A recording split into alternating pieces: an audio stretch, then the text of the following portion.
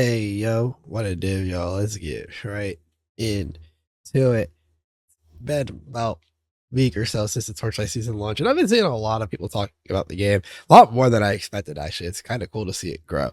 And one of the major things I've been thinking about the entire time is the transfer of knowledge from ARPG to ARPG. And really, I think about this regarding game to game all the time, cross genre, within genre, etc.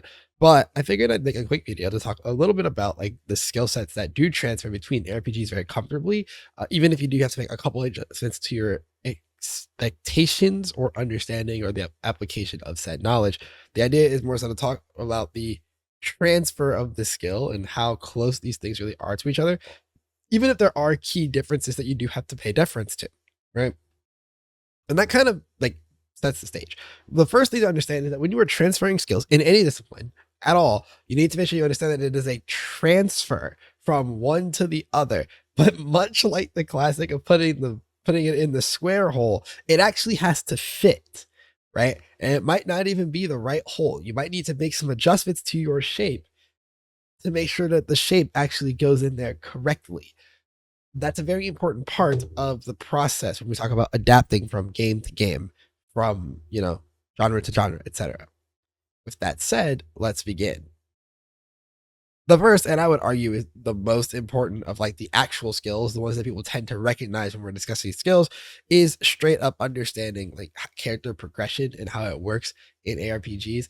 There's differences across all of them that are meaningful, but a lot of them stem from a very similar like core tenet set, right? Your character starts at level 1. It gains levels through killing monsters. Through killing monsters and gaining levels, you therefore will get passive points that you will then put on your tree to gain some baseline of power. While you're in the process of doing so, you will then also get gear that amplifies your power, right?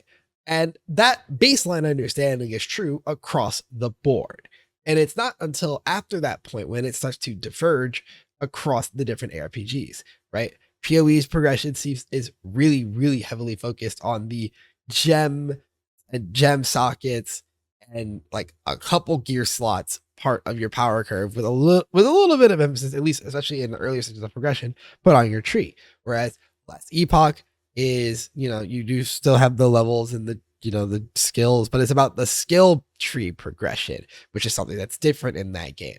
Or, the way that the crafting system functions, it makes it so there's a much earlier point at which you can abandon your items for progression's sake, right? If you look at Torchlight Infinite, it's that at some point the system list diverges outwards. It's no longer just tree and gear. It's now tree, gear, slates. Tree, gear, slates, pack spirit page. Tree, gear, slates, pack spirit page, exclusive supports, right?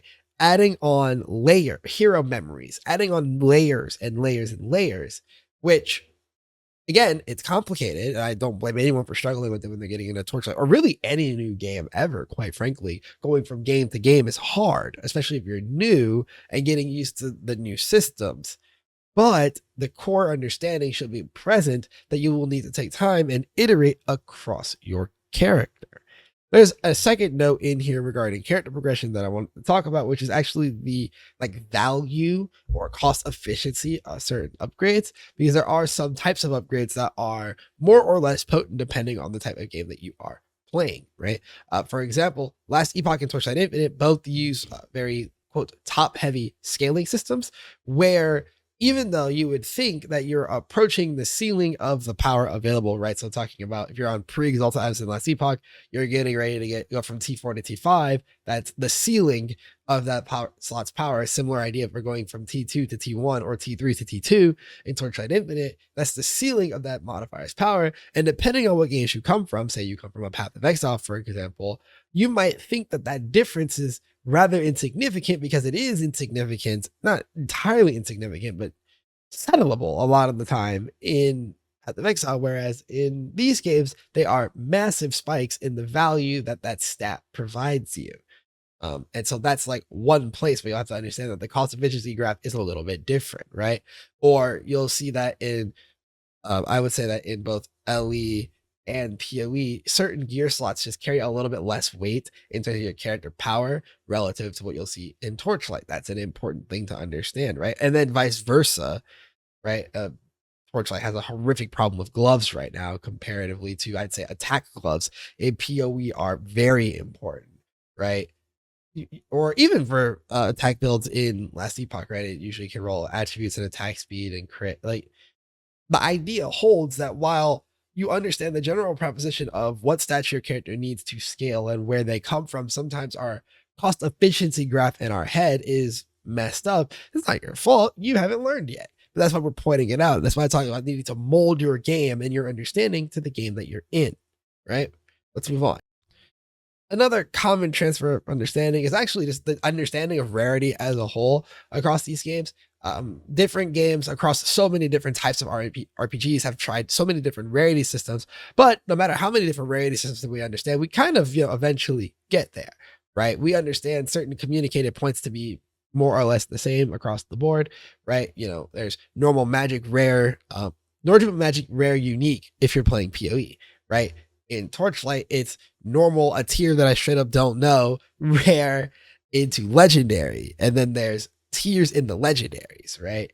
Or then you go, if you look at memories, it's normal, magic, rare, epic, ultimate, right? The rarity tiers, we understand words and colors in a certain way to understand that it is improvement in performance. We understand that purple items in Last Epoch signify something special. We understand then from that points of understanding how likely it is that we do or do not attain something, similar to also in the same vein of this rarity understanding. Think about like the tiering systems in RPGs, and it's actually one of the reasons, if you remember, Path of Exile 2 had its really questionable tiering system where there were a variable amount of tiers in an item, but it was counting up the tiers to indicate getting better. So some things were at their best at tier 5 and some of them were at their best at tier 9, and that felt really wildly inconsistent and hard to learn the curve on when you compare it to other games in field, right? Path of Exile, everything counts towards 1 being the best. Last Epoch, everything counts to 7 being the best. Well, actually now it's 8 with the new stuff from the primordial that was added, but you get my point. That everything counts to the same spot. And that makes it a very transferable understanding from game to game. It was a weird point of dissonance and initial like learning curve in PoE2 when it happened, right?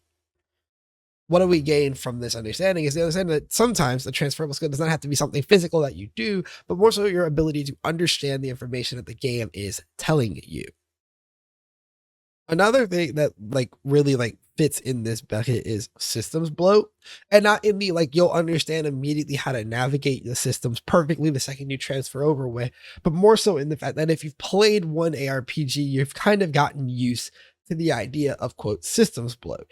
For those of you who haven't played ARPGs, one, welcome to the channel because not sure when you got here, but it definitely had to have been after my time as an ARPG only creator.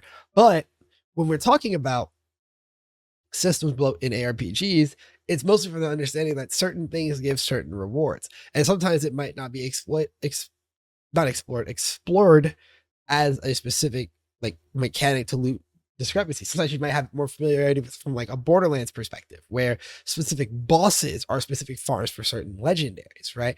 Or if you, again, Path of Exile, it's, you want Abyss jewels, you will go to Abyss. You are looking for the special bases from Ritual, you will go to Ritual, right? That amount of systems in the game, it grows ever larger as these games grow on and on and on. PoE2 is starting to add to its list of it now, for example, right? Elite also starting to add to its list of mechanics in the game that you will target farm from. There's a bunch of systems in these games that you are familiar with the idea of them existing from one or the other, and you just have to find your role there and their place in your experience in other ARPGs, right?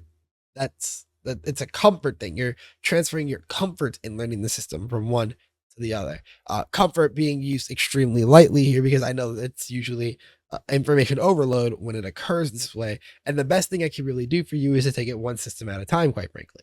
Or I guess not necessarily one system at a time, but one reason at a time, right? Understanding it for the services of making money versus understanding it from the purposes of making your character better is very different, right?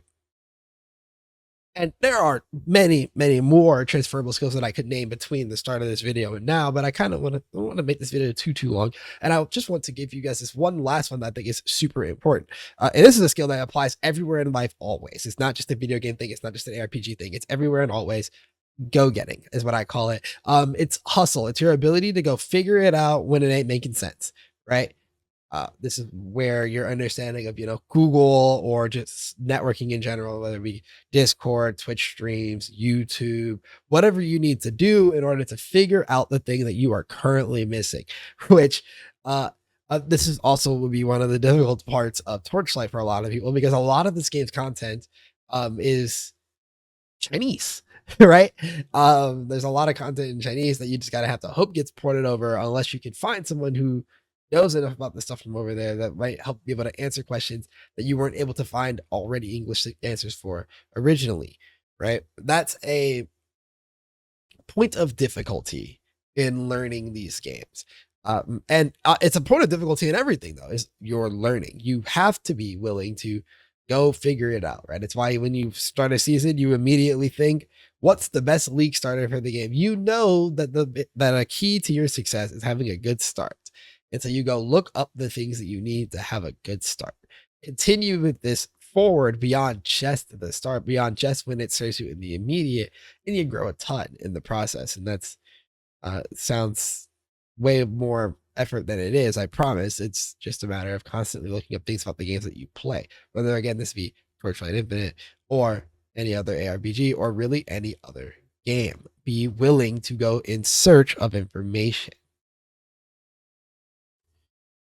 And that wraps up the information, if you will, for this video, right? If you appreciate the content, you have any extra thoughts, like, comment, subscribe, all that, support the video. It really helps out, just so we can get it out there. Also, if you want more of me, more of these discussions, I do have a Discord and a Twitch. Those are linked in the description. Twitch, I just recently, I've modified my schedule to get a little bit more regular with it again, because I feel like I kind of fell off the wagon previously, and I was doing such a good job. So we're getting back on top of it. I'll also probably be starting YouTube streaming with the PoE League that's coming up at the end of the month. So keep your eye out for that as well. And otherwise, thank you for watching, and I shall see you in the next one. Peace. Well, somewhat peace. I do have one more thing, which is that if you have any notes that you to hear talked about in future videos, drop those down below. And now I can really let you go for real this time. Ciao.